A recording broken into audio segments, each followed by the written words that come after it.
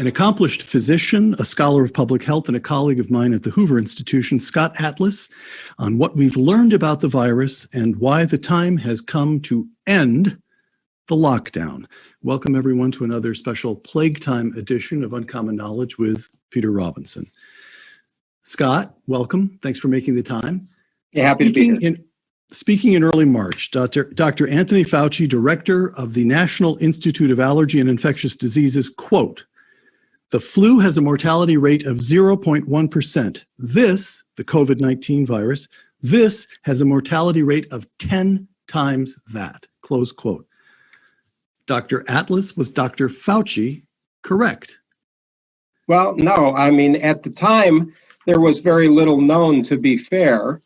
The evidence that was leaking out really from China and through the WHO actually said that the fatality rate was 3.4%. And at that point in time, the fatality rate of that high, it's reasonable to say, hey, that's justifiable to lock down temporarily because that would have been really catastrophic. And the models that were made at that time projected literally catastrophic losses, millions of people dying in the US, millions of people dying in the UK, for example. But of course, we've learned since then. So the answer is no. Okay, we will come to that. The costs of the lockdown.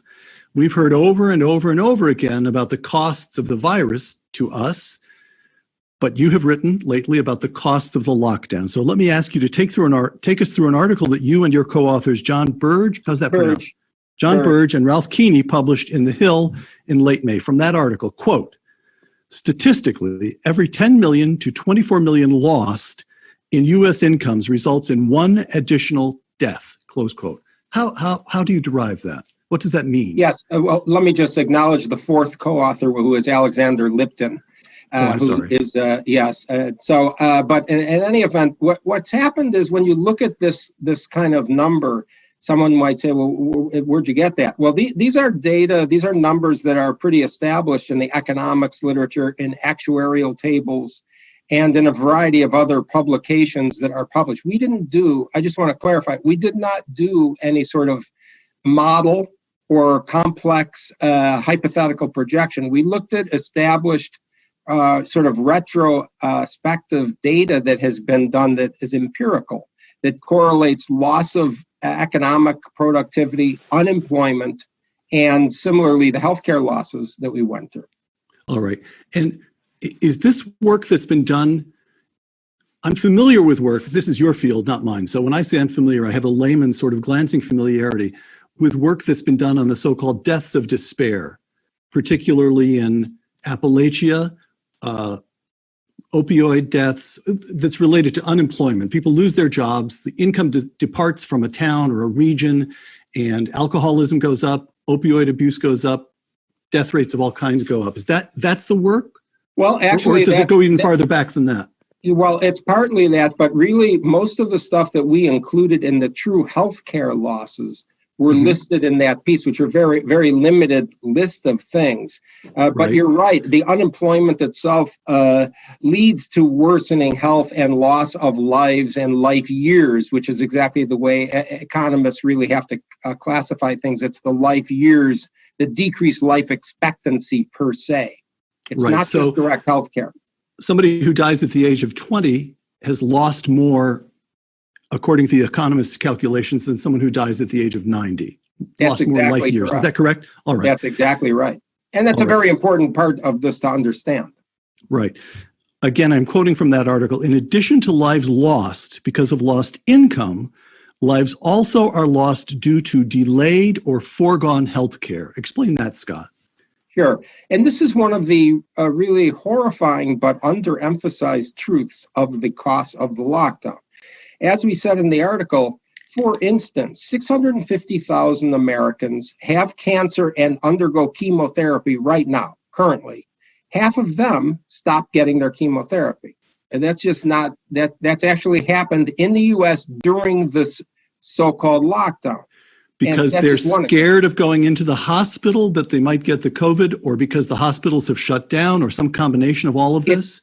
Exactly, and this is a good question. There are two reasons. One is, in the beginning, the hospitals, because of anticipated overcrowding, decided we're going to stop quote unquote non-essential procedures. And what that meant was not what a layman would understand off at a glance, which would be, oh, that's cosmetic surgery. That's Yes. These little, okay, we're going to get we can live without that. We can live without that. But the reality is non-essential procedures meant everything that was non-emergent.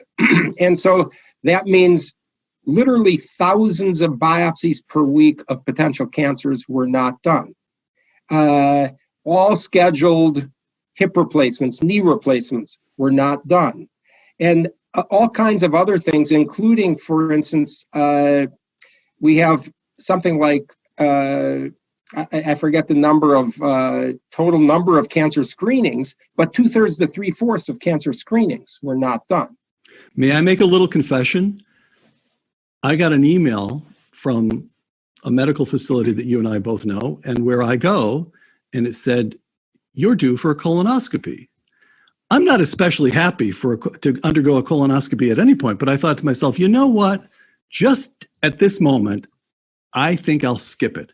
That's the kind of thing you're talking about. That's happening across the country.